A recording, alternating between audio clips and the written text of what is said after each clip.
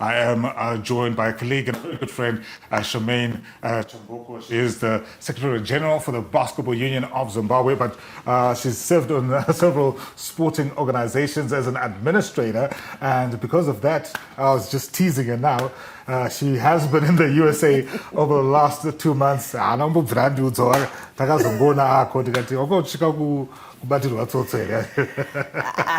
morning. Good morning, Charmaine. How are you doing? Listen, yeah, anything can happen, hey? You just got to be safe.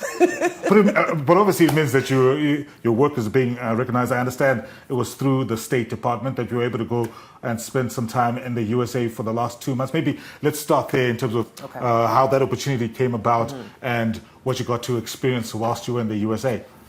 All right, so the program that I was on is called the Global Sports Mentoring Program. It is an initiative of the U.S. State Department, and they're in partnership with ESPNW as well as the University of Tennessee. So this program really centers around the issue of empowering women using sport, and knowing that once you empower a woman, particularly on a sporting level, you will alter their confidence, their self-esteem, and essentially just how much they can contribute to society. So it really is just a diplomacy initiative by the U.S. State Department to try and see how they can help communities around the world by empowering various women through the sporting platform.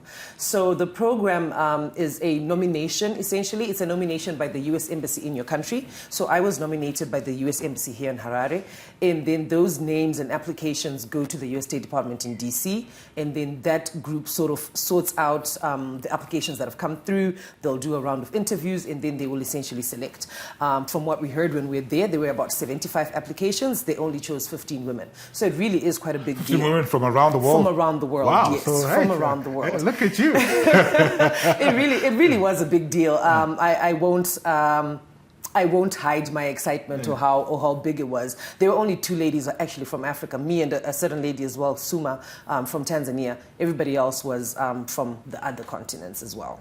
I know you've done quite a bit of work, especially with the Basketball Union of Zimbabwe. I know you've done something with the Olympic Committee as well. How much of your administrative experience locally helped you get that nomination? And maybe just to add on to that, how do you think, as Zimbabweans, we have been empowering women? Are we doing enough? I know you've broken through barriers, but is there enough being done to empower women in sport in Zimbabwe?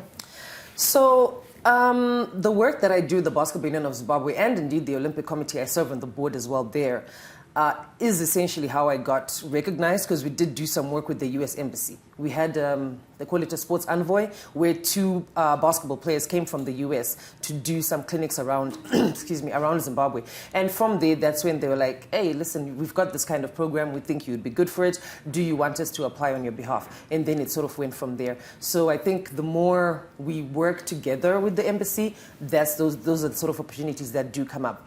I do think on a national level, I think definitely the intention is there, the work is being done, but we obviously need to do more. A lot of our ladies are mainly administrators. We are getting some technical people coming up, but it was essentially even the crux of my action plan now to say, you know what, now we have so much more going on in the business of sport. So I was with an organization called Monumental Sports and Entertainment. They own the Washington Wizards and the NBA. Okay, go Wizards.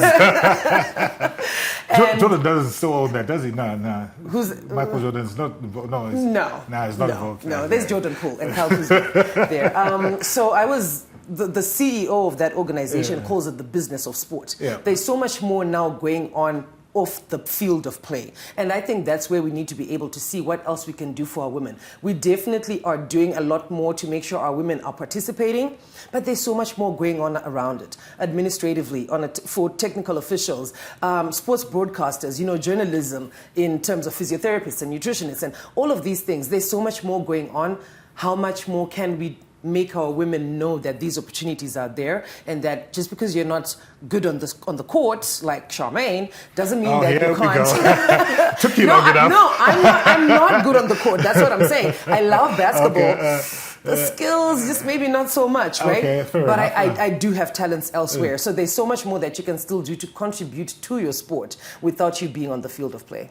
But I mean, speaking about that 2-month period that you were in the US, what are some of the highlights? Obviously, you talk about this thing with the Wizards, but what are some of the other takeaways that you are hoping to maybe bring back, not only just for BUZ, but maybe impart on other women in sport or who are looking to get into what you termed the business of sport? Yeah, I think definitely that's obviously the biggest thing. I worked in an organization. Monumental has got 3 basketball teams and an ice hockey team. And there are teams around those teams. Yep. You know, there is so much that is going on, communications, marketing, all sorts of things. So really that was a big thing for me to learn. We are still growing, I think, in that area in Zim to learn that, you know, there's more than just the coach and the manager and people who are looking after the kids. You know, there's so much more that must go into the teams. So that was definitely one of my big takeaways from there. But also to just know that the space for women is now there and it's now growing. I went to the ESPNW Summit and that was one of the main things that was being spoken about. The amount of revenue that's going on, I mean, revenue and investment that's going on into women's sports.